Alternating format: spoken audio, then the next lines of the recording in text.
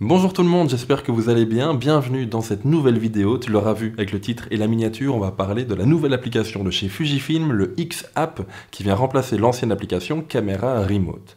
Alors ça fait maintenant 2 semaines que je l'utilise, depuis sa sortie annoncée au X-Summit, en même temps que le XS20 et le 8mm. J'ai demandé également l'avis de 3 autres créateurs, Damien Bernal, Nocab et EKS Création. Vous aurez leur avis en fin de vidéo. Ils ont également pu le tester pendant un peu plus de 2 semaines au final, depuis le temps que c'est sorti. Et je vais vous donner mon ressenti. Spoiler alerte, ouais, c'est bien, mais pas assez.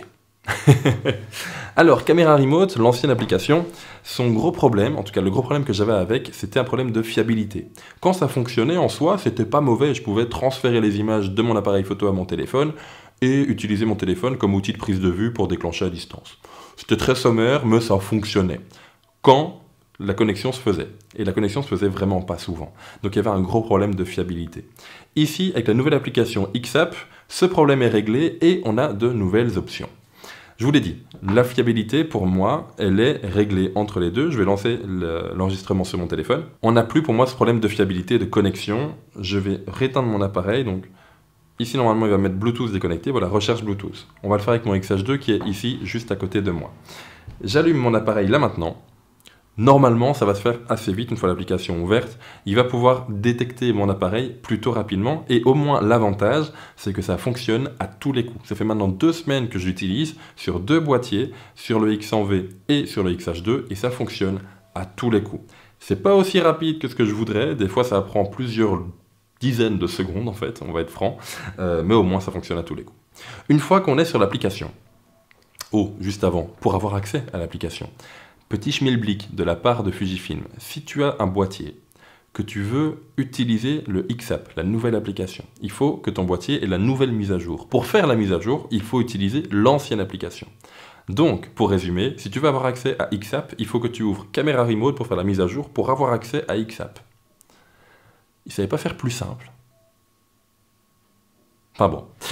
X-App, on est dessus. Franchement, c'est beau. Voilà, ça reste une application d'appareil photo. C'est pas génial d'habitude. Les autres sont vraiment pas bonnes non plus. Hein. Sony et Nikon sont juste horribles. Mais voilà, au moins là, c'est assez minimaliste. On s'y retrouve facilement. J'aime bien le fait de pouvoir switcher entre les différents appareils enregistrés. J'ai la chance d'en avoir plusieurs. Je les ai enregistrés. Il me manque d'ailleurs le XH2S que j'ai pas encore fait. Tu peux passer de l'un à l'autre assez rapidement. C'est beau. Voilà, on va se limiter à ça. En gros, en plein milieu, tu l'auras vu, l'option principale en fait d'une application d'appareil photo, c'est de transférer ses images ou d'utiliser son téléphone comme outil de prise de vue. Donc, pouf, c'est le gros rectangle qu'il y a en noir en plein milieu. Ça fonctionne à tous les coups, mais je vous l'ai dit, c'est pas forcément des plus rapides, il faut attendre quelques secondes. Ça va beaucoup mieux, je trouve, que la première application, que Camera Remote, mais c'est quand même pas génial. J'aurais aimé que ça soit un poil plus rapide. Je suis occupé à parler, c'est toujours pas fait d'ailleurs. Vous avez l'enregistrement de mon écran à droite ou à gauche.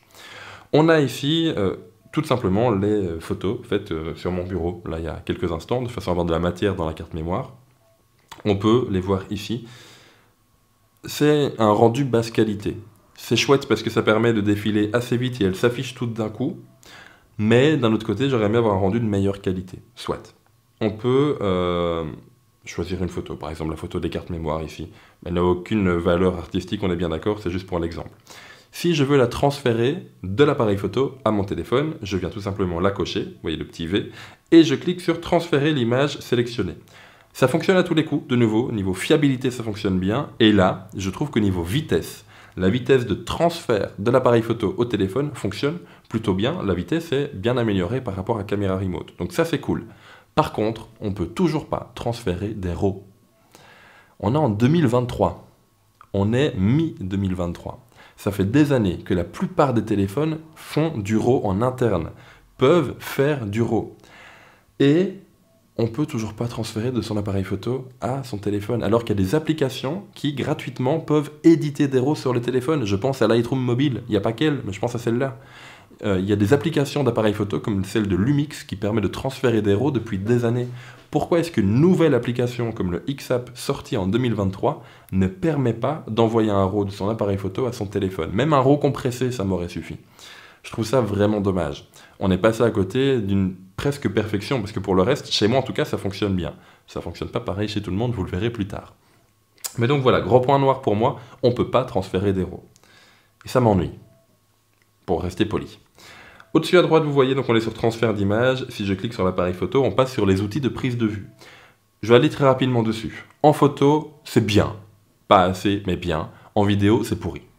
Voilà, soyons clairs. En photo, vous voyez ici, hein, c'est assez réactif. Si je bouge mon appareil, fatalement, ça bouge également à l'écran. Je trouve que la latence est plutôt bonne. Il n'y a pas trop de latence, justement.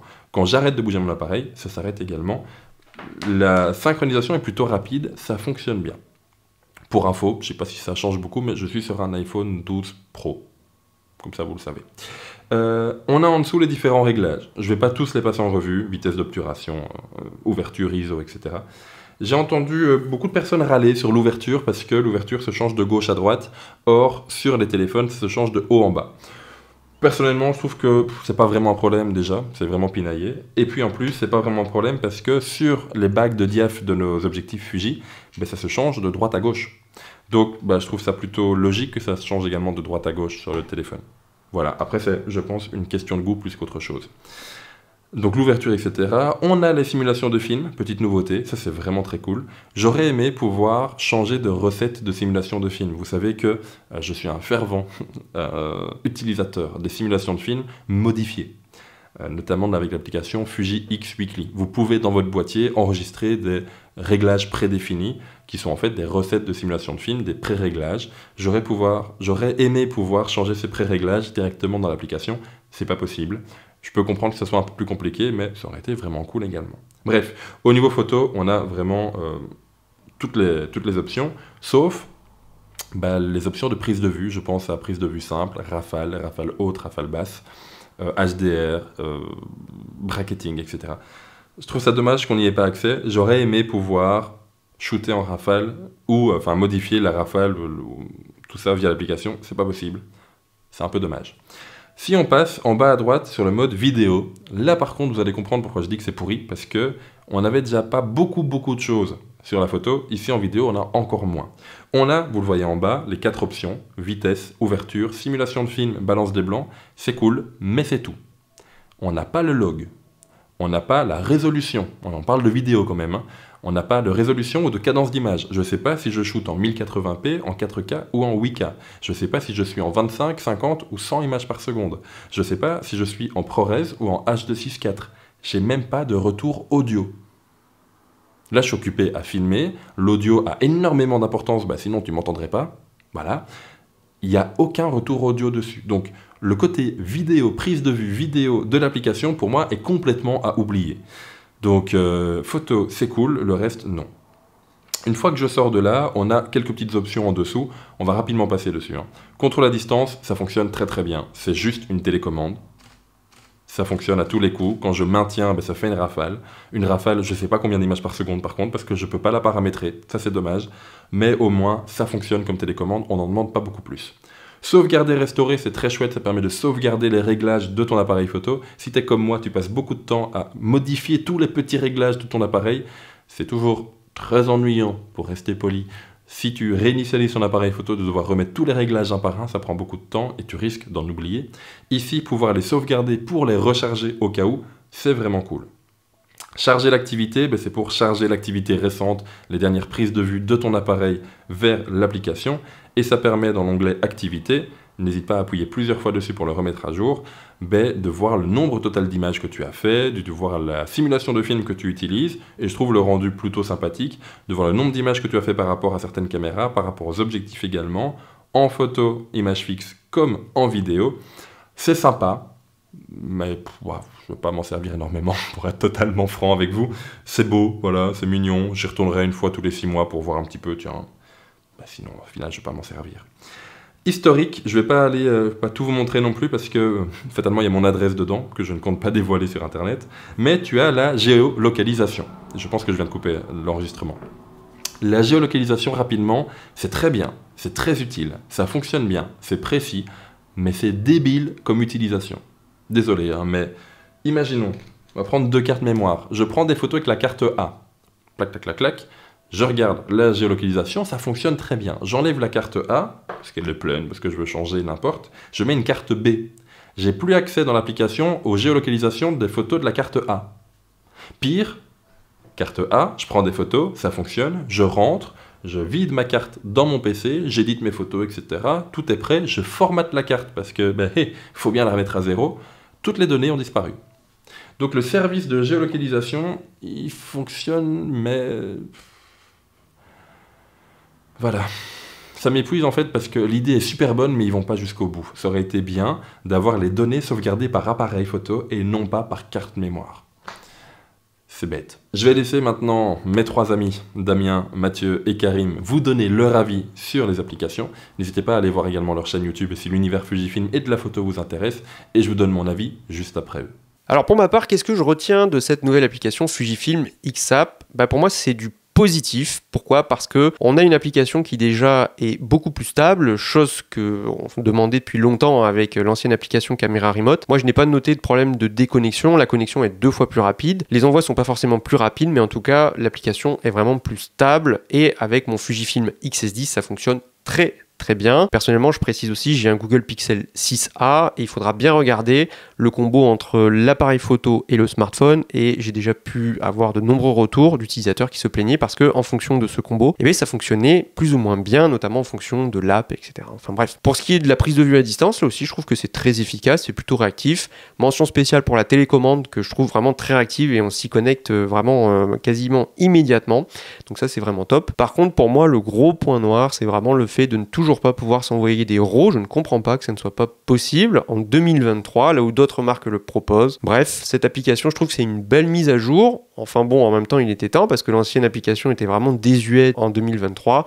Là, je trouve qu'on repart sur un bon standard. C'est une application qui fonctionne bien. J'aime bien l'ergonomie. Et petite mention spéciale sur le petit historique là pour avoir accès à ces simulations de films, etc. C'est assez futile, mais moi, perso, j'aime bien.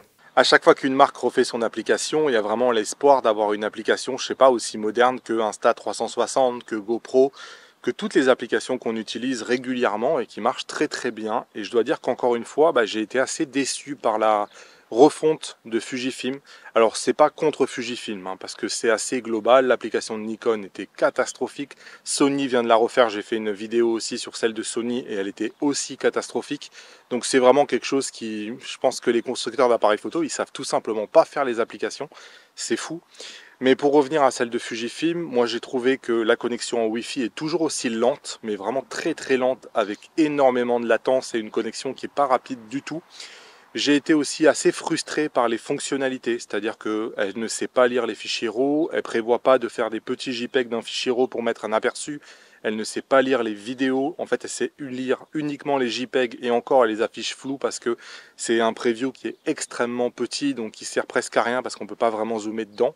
Donc franchement, en termes de fonctionnalité, une fois qu'on va en mode prise de vue, en fait on peut quasiment rien régler. Il y a 5 paramètres, mais c'est tout. On ne peut pas régler la cadence, on ne peut pas passer de JPEG à RAW, on ne peut pas régler en fait rien. À part le triangle d'exposition et les simulations de films, c'est à peu près tout ce qu'on peut faire. Si vous faites de la vidéo, c'est pareil. On ne peut pas changer la cadence d'image, on ne peut pas changer le codec. Il n'affiche même pas finalement comment est configuré l'appareil, on ne voit rien. En plus, je trouve qu'il y a ce phénomène où l'écran devient noir à partir du moment où on est connecté avec l'application. Moi, au début, j'avais l'impression que mon appareil photo était buggé, était planté. Alors qu'en fait, pas du tout. Quand on finit l'application et qu'on déconnecte, l'écran revient. Donc ça aussi, c'est un comportement, moi, personnellement, que je n'ai pas adoré. Donc au final, on se demande un peu à quoi ça sert de refaire une application comme ça, si en fait, on refait juste un peu l'interface utilisateur et puis c'est tout. Moi je pensais vraiment qu'ils allaient l'enrichir. L'histoire de l'activité récente aussi n'a pas l'air très bien fait, puisque si j'ai bien compris, c'est lié à la carte SD. Ça veut dire qu'on ne va pas avoir une activité récente qui va être empilée sur 6 mois et qui va tenir compte de toute l'activité qu'on a pu faire avec le boîtier, parce qu'il n'y a pas de mémoire. Donc dès que vous allez formater ou changer de carte SD, vous allez perdre votre activité récente.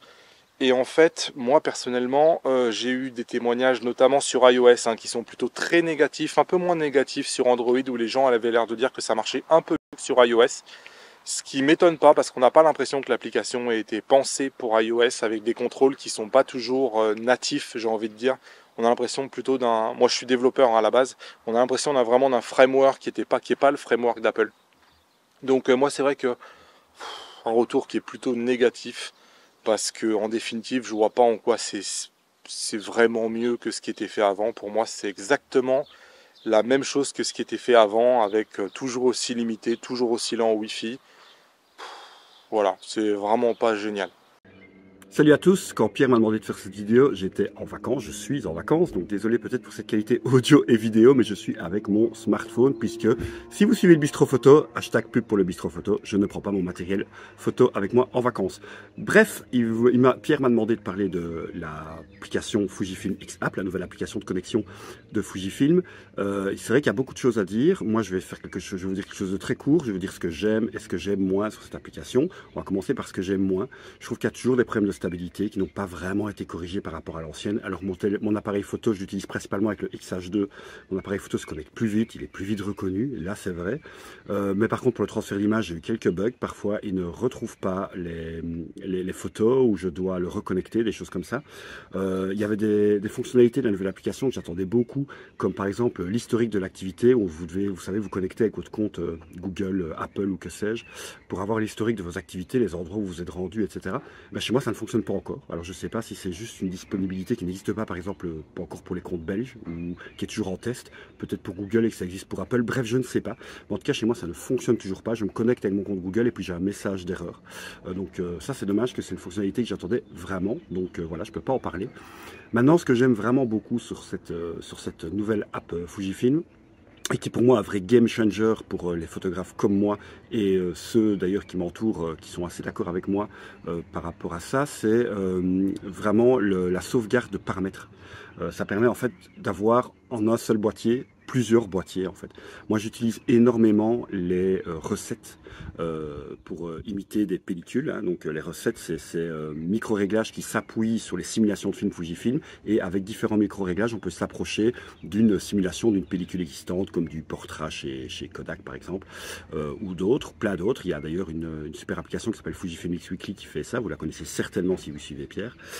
Et donc moi en fait j'ai une multitude de simulations, de recettes pardon, et je ne sais pas toutes les mettre sur mon boîtier selon les circonstances. Et donc là c'est bien parce que je peux vraiment faire un XH2 préparé pour le mariage, un XH2 préparé pour le portrait, un XH2 préparé pour la mode, avec des recettes différentes, et chaque fois je les recharge à partir de l'application.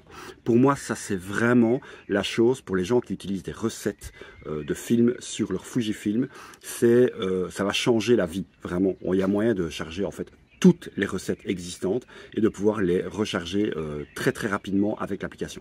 Pour moi c'est ça vraiment le gros avantage de la nouvelle X-App. Après le transfert d'image, enfin tout le reste, toutes les autres fonctionnalités, c'est ce que proposaient les autres constructeurs, et j'ai l'impression que Fujifilm s'est juste mis à niveau. Donc c'est très bien de l'avoir, mais c'est pas révolutionnaire. Comme je vous l'ai dit, il y a encore des petites choses qui bug même au niveau du transfert d'image chez moi. Donc je trouve que c'est pas super fluide aussi par rapport au contrôle à distance. Je trouve que c'est encore fort saccadé, ça se fait mieux ailleurs. Donc voilà, moi ce qui vraiment me plaît le plus et que j'ai trouvé extraordinaire dans la X-App, c'est justement pouvoir recharger des réglages et des pré-réglages, et donc pouvoir recharger, avoir toutes mes recettes dans la poche en fait. C'est vraiment ça, ça c'est le top du top, et j'espère avoir accès à mes historiques d'activité quand ce sera disponible. Peut-être vous pourrez le dire en commentaire de la vidéo de Pierre si chez vous ça fonctionne, mais chez moi ça ne fonctionne pas. Voilà, mais écoutez, je vous souhaite un bon visionnage de la vidéo de Pierre, et merci Pierre de m'avoir proposé de donner mon avis, et à très bientôt. Salut, ciao. Bon, juste avant de vous donner ma conclusion, j'aimerais parler de quelques points. Vous voyez que le décor a changé, on est à un autre jour de tournage. J'ai parlé avec pas mal d'entre vous via Instagram sur cette nouvelle application, et en fait, mes problèmes ne sont pas les problèmes de tout le monde, dans le sens où, en fonction que tu sois sous iOS ou sous Android, ou même en fonction de ton appareil photo ou juste de ton téléphone, chacun a des problèmes différents. Vous l'avez entendu, par exemple Damien Bernal a des soucis de fiabilité, a des soucis de rapidité que moi je n'ai pas eu. Il y a des abonnés qui m'ont dit que la géolocalisation fonctionnait par boîtier et non pas par carte mémoire, comme de mon côté. Bref, en niveau conclusion, pour moi, l'application dans ses bases est plus fiable de mon côté, vous l'avez vu dans mon utilisation. Donc ça c'est une bonne chose, dans le transfert de prise de vue, dans la connexion appareil photo-téléphone, dans l'outil de prise de vue. C'est sympa sans être complet, malheureusement. Par contre, je trouve que pour tout ce qui est autre, je pense notamment à la géolocalisation, c'est vraiment aléatoire. Ça me donne vraiment l'idée que l'application n'était pas prête à être lancée, ou en tout cas qu'elle n'est pas prête pour tous les appareils. Et c'est vraiment dommage. C'est vraiment dommage. Bref, évidemment, passez sous la nouvelle application, parce que j'imagine que ce sera par là que vous aurez les nouvelles mises à jour. De manière générale, ça a l'air d'être plus fiable au niveau connexion. Dans tous les cas, ça pouvait pas être pire que Caméra Remote. Donc passez sous la nouvelle application, mais voilà, ça reste une application d'appareil photo. On s'attend à quelque chose de très bien pour 2023, et au final, on est sur une application qui est bien pour 2017, quoi. C'est dommage.